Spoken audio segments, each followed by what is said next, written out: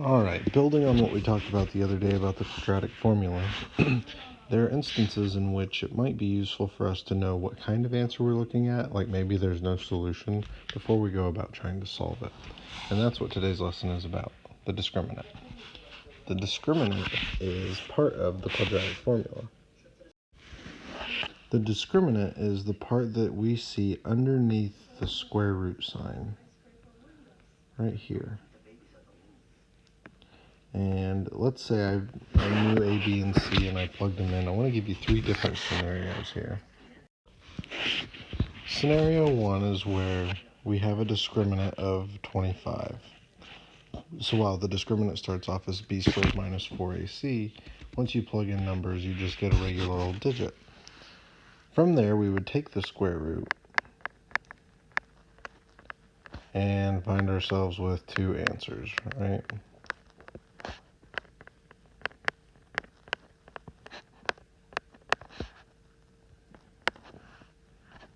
Okay, so you'd get two answers. Let me ask you a question though. How many answers would there be if the discriminant were 0? So the square root of 0 is 0. And whether I take negative 3 plus 0 or negative 3 minus 0, I just get negative 3 over 2. So there is an instance where we get one answer. And then finally, when the discriminant happens to be a negative number, we can't take the square root of a negative number, and that results in no solution, which is 0 answers. And that's what the discriminant's here to tell us today. So the questions are going to be phrased differently. They will not be solve, but rather tell how many and what type of solution you have, whether you have two answers, one answer, or no answers. Okay, so from the following equation, let's figure out how many answers there are to this quadratic equation.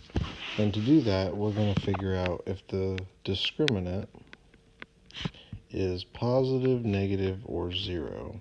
Okay, so let's see. First, let's label A, B, and C. A, B, C. And it's b squared minus 4ac. So that's negative 5 squared minus 4 times 2 times 4.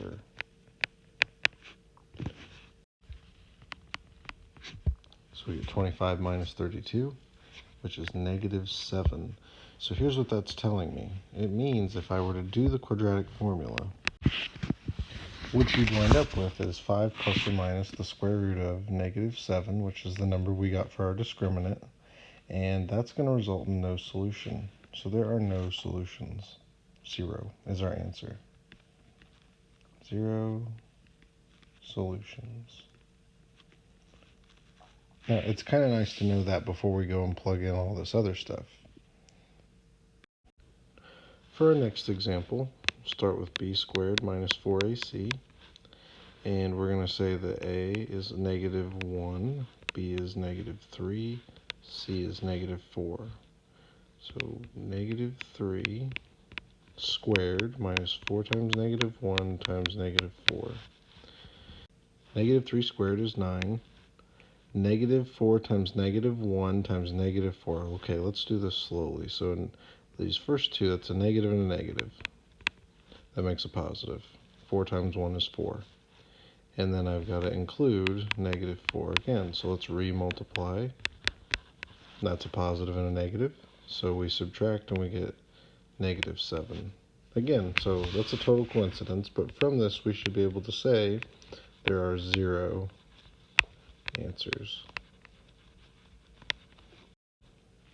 Next example, b squared minus 4ac. A is 1, b is negative 4, c is going to be 3. Plug in all your values and multiply. So first one's going to be negative 4 to the second power, that's 16. And then negative 4 times 1 is negative 4. We got to multiply that by 3. And you get 4. Alright, well we finally got a non-negative answer. So what would that look like if we use the quadratic formula? As you can see, starting with the formula, if you plugged everything in, this is what you would get. And here's the 4 that we got from our discriminant. If we take the square root, the sheer fact that we have this plus or minus is going to mean that we're going to get two solutions.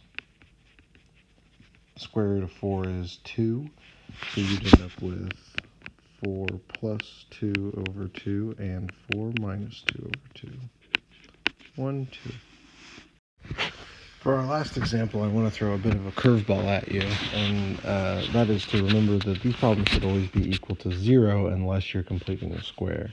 So here I want to get this negative 1 to the other side, and since it's negative, I'm going to add. Now remember also to keep in mind your place values. If this number here that I'm canceling doesn't have an x, it's going to go with the only number here that also does not have an x. And these are going to be the pieces I will use for my discriminant. So A is still 1, B is still 8, but C now was 15 and now it's 16. So we got 8 squared minus 4 times 1 times 16.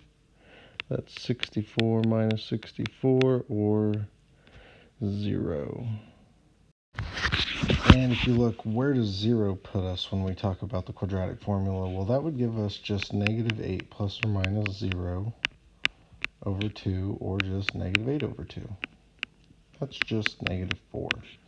So there's one solution if you get 0 as the discriminant. So a lot of people think when they get 0, there's 0 answers. That just means you're taking the square root of 0 if you decide to solve the problem.